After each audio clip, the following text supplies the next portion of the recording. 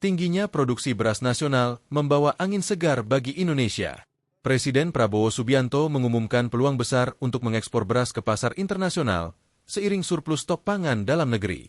Menteri Pertanian Andi Amran Sulaiman menyambut baik rencana tersebut, namun ia menegaskan bahwa prioritas utama adalah memastikan kecukupan stok beras untuk kebutuhan dalam negeri. Data terkini menunjukkan stok beras Indonesia saat ini mencapai 3,2 juta ton, dengan target produksi sepanjang 2025 diproyeksikan mencapai 32 juta ton. Capaian kita saat ini, khususnya stok, itu 3 juta, hampir 3 juta 200 ribu hari ini. 3 juta 180 ribu hari ini. Dan itu tertinggi selama 23 tahun.